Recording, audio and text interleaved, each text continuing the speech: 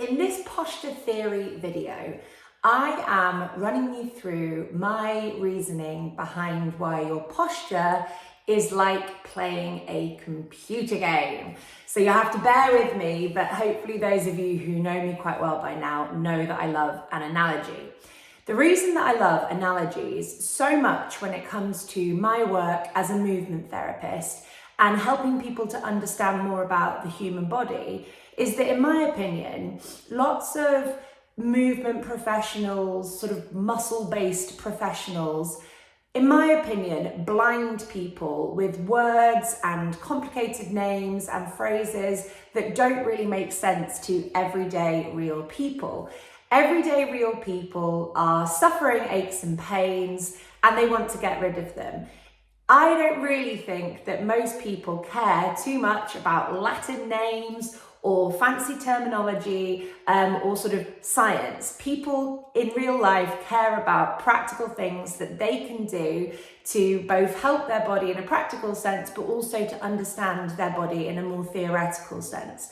So whilst I have read and digested a million anatomy books at this point, might be a slight exaggeration, the way that I talk to people is trying to make it so that it sinks in to them the best way that I know how. And what I've learned over the years is there's no point blinding people with muscles and fancy concepts and science. I want to get people understanding things in just a really straightforward way. And that's why I like analogies so much. So hopefully today's one is going to be really helpful for you. So the reason that I think that understanding and tackling and fixing our posture is like playing a computer game is because when I'm working with myself, but when I'm thinking about other people's bodies as well, I like to think of us as living in a body that has a bunch of different levels. So just like a computer game, we have to complete level 1 before we can move on to level 2, level 3, etc., etc. And when you play a computer game, not that I'm a huge gamer, although I did have some gaming experience when I was a kid, but when you play a computer game, often there is like one main thing that you have to do on a level to complete it, to move to the next level. So it might be killing a boss, big scary boss, and then once that boss is defeated, you'll move up to level 2, and then if you lose against that boss, you start again from the beginning. It might be that you have to solve a riddle or a puzzle in order to open a door to take you into level 2. Whatever the kind of conclusion of the level is may differ from game to game, but it is a concept that runs across many different types of games. You have to solve a problem in order to progress to level 2. When people first start dealing with their posture, working on their body, they are trying to solve all of the problems all at once. So someone might have headaches, they might have neck pain, they might have a frozen shoulder, they might have carpal tunnel syndrome, they might have sciatica, other neurological issues, they might have piriformis syndrome, knee pain, plantar fasciitis, you name your poison. You may be in a body where you've got sort of 10 things going on all at once. And whilst posture is in theory absolutely a whole body modality, so the way that I help people cure their aches and pains is not by giving them exercises for back pain or giving them exercises for knee pain, because what causes back pain in one person is going to be different to what causes back pain in another person. Therefore, there's no set group of exercises for back pain or for knee pain or for shoulder pain or whatever it might be. I am always tackling the body as a whole, working on the function of the hand, working on the function of the foot, working on the function of the hips, the spine, the pelvis. You are always working on a bit of everything in order to pull the whole body into balance and alignment, which eventually will take the wear and tear out of the bones and the tension out of the muscles. But saying that, when you have a body that is very volatile and in lots of pain, a nervous system that's on high alert, that always wants to kind of lock down and protect itself, you can't tackle everything at once. It's it's too much. It's also confusing to figure out what it is that you need to do. But the body will probably like go into a bit of a meltdown if you try and tackle too many things at once, if it is volatile and if it's in pain.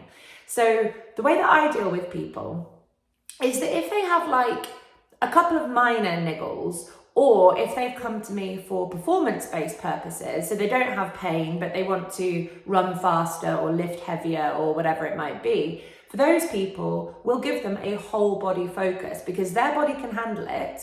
And the more function that they have all across their body, the better they are going to feel, as well as the better they are going to move, the more efficiently they're going to move. That comes into the performance part of it. With a more volatile body, we can't take that approach. So in our heads, I want you guys to think about the computer game model of finishing a level and then moving up. So when you have a body riddled in pain, I want you to focus on trying to find just one exercise, one posture exercise, whatever that might be, that helps bring your symptoms of pain down. It might not cure the symptoms of pain, but I want you to find a position or an exercise where you're noticing, oh, okay, my shoulder feels a little bit better there. My back doesn't feel completely better, but my shoulder does feel a little bit better. Great. What a great sign. Your body is changing. You're not 100% perfect. Who is? But you are on that right track towards making changes in your body. And so rather than trying 5, 10 different exercises all at once, because the more that you throw into the pot, the more confusing your sort of route out becomes. I just want you to like stick with one exercise for a couple of days. That's your level 1. Your level 1 is finding one exercise that brings your body relief and being happy that you have found an element, a degree of relief, even if it's not very much. And sometimes it's all about just being okay with sticking with that one thing. So rather than trying 10 exercises across a 20-minute or 30-minute period, you might be better off just holding one position for half an hour until your nervous system calms down, until you're able to take a nice kind of calm nasal diaphragmatic breath again, until you start to notice like your pelvis realign or your lower back relax or your shoulder reposition, whatever it might be. And then that would be your sign that you've kind of completed level 1. You've done something really positive for your body. And not only that, you're building confidence in yourself. So sometimes people will do a bunch of exercises that suit them, but it's kind of accidental. Like they feel good afterwards, but they don't quite know why they feel good or why their body suited those exercises versus other ones that may have made them feel worse. So the slower and more kind of granular you are with what you're chucking into the cauldron, the more you are going to be analysing the data that comes back to you from your body. So level 1, find an exercise, just one exercise that suits your body, and that can be your homework for a few days until you're like, right, okay, I'm ready for level 2. And level 2 will be doing the exercise that you did before, your level 1 exercise, and then stacking another exercise on top of that. So finding another exercise that suits your body and makes you feel a little bit better.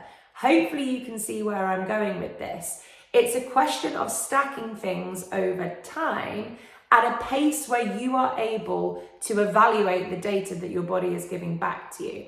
If you've done 10 exercises all at once, not very mindfully, and you don't know what's going on, 9 of those exercises might have suited you. It could only be one exercise that set you off, but that one exercise that set off your pain or made you feel more tense may be enough to make you nervous to do posture exercises again because you don't know what caused what.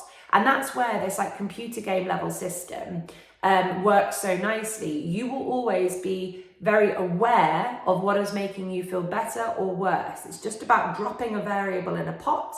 And then if the variable doesn't suit you, which in real terms means that you would feel like an elevation of your normal tension or normal pain, then you know that that's not an exercise for you. So then to come back to the computer game analogy as well, if an exercise doesn't suit you, This is one of the things that people just really struggle with in my experience. If an exercise doesn't suit you, there is nothing to be gained by trying to do that exercise over and over and over again. So someone can be given an exercise which in their mind, it looks easy, and it's kind of making them cross that they're trying to do this easy exercise and it's making their body feel worse. So their ego takes over and they're like, I should be able to do this. It looks easy. My friend can do that. I used to be able to do that last week. I should be able to do it. So they keep poking the bear and trying to go back to exercises that are just dead in the water for them.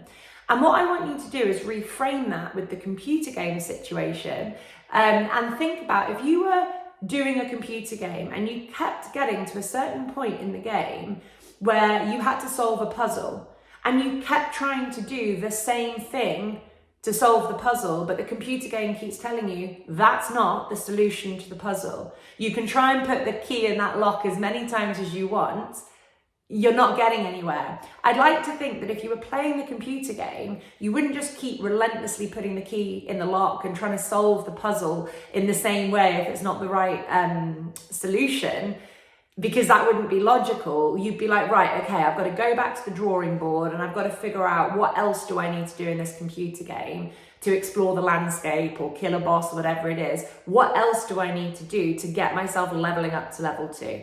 The same is to be applied with your body. Stop trying to do the same thing over and over again and expect a different result. If your body is not unlocking you and taking you to level 2, the next thing that you have to do is find another exercise that does take you to level 2. And the good news is that there is always an exercise that is going to make you feel better. Always. I say that with absolute utmost confidence. Some of you guys might be watching this video and thinking, there's no way I can feel better. I've tried everything. I promise you, you haven't tried everything. You haven't delved into posture and the breadth of exercises that I've got going on in my head. There is always something that suits you. So if something is making you feel more tense, more agitated, and more pain as you do it, stop trying to complete your level in the same way. You've got to find an alternative thing to level you up to level 2. I hope that analogy makes sense. I hope it gives you guys maybe some hope, maybe a bit more confidence, and perhaps a little bit more of a path to follow when it comes to progressing going forwards. Of course, if you're members of the Posture Squad, I will be able to offer you more advice. So upon your feedback, upon reporting it back in the community forum to me, I will be able to point you in the direction of things that you can try based off the feedback and the questions that you ask me. So members of the Posture Squad, keep asking questions. I'm here to help you. The more questions that you ask, the more that you will help yourself, but the more you'll help other people, because anything that you write will assist other people in the Posture Squad. I really hope that helps, and have a good day.